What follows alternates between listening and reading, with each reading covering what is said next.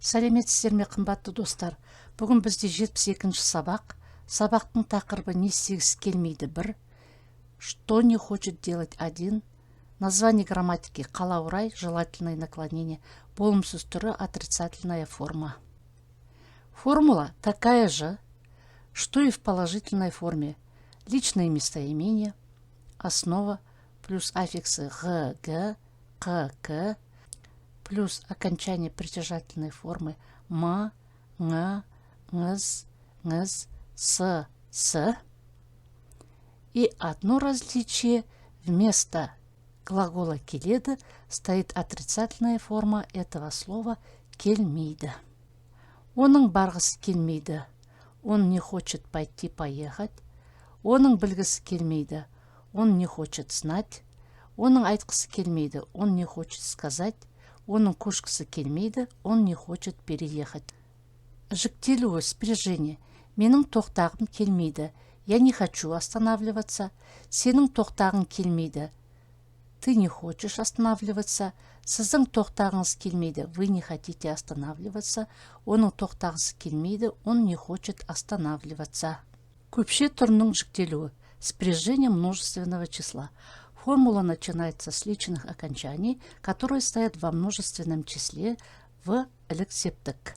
Далее идет основа, плюс г, г, к, к, плюс мыз, ларымыз, ларың, ларыңыз, лары для твердой основы, міз, леріміз, лерің, леріңіз, лері для мягкой основы, плюс вспомогательный глагол келмейді.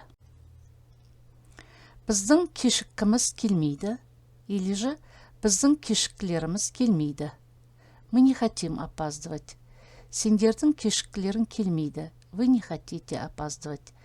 Сіздердің кешіккілеріңіз келмейді. Вы не хотите опаздывать. Олардың кешіккілері келмейді. Они не хотят опаздывать. Это было мягкое слово. Теперь проспрягаем твердое слово. Это слово у нас ұтылу. Көпше түрінің жіктелуі, спряжение множественного числа. Біздің ұтылғымыз келмейді, или біздің ұтылғыларымыз келмейді. Мы не хотим проигрывать. Сендердің ұтылғыларың келмейді. Вы не хотите проигрывать. Сіздердің ұтылғыларыңыз келмейді. Вы не хотите проигрывать. Олардың ұтылғылары келмейді. Они не хотят проигрывать. Мысалдар, примеры. Менің ауырғым келмейді. Я не хочу болеть.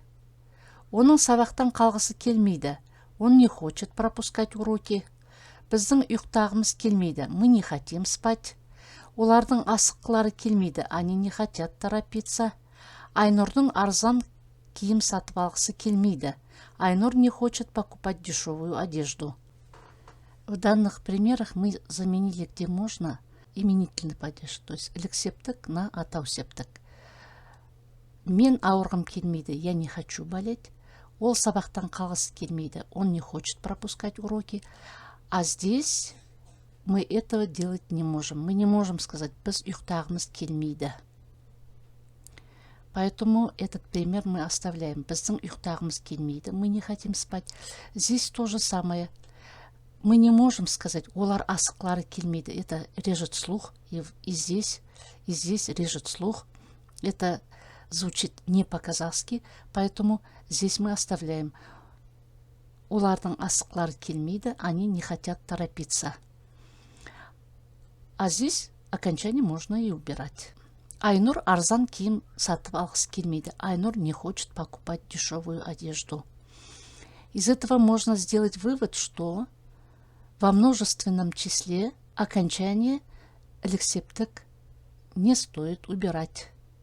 Диалог мысалдары, примеры диалогов. Сенің маған бірдеңе айтқың келе ме? Жоқ, ештеңе айтқым келмейді. Ты хочешь мне что-то сказать? Нет, ничего не хочу говорить. Сендердің бір жаққа барғыларың келе ме? Жоқ, ешқайда барғымыз келмейді. Вы хотите куда-нибудь сходить? Нет, никуда не хотим. Дословный перевод. Нет, никуда не хотим идти. Сіздің кофе ішкіңіз келе ме? Жоқ, ішкім келмейді. Вы хотите попить кофе?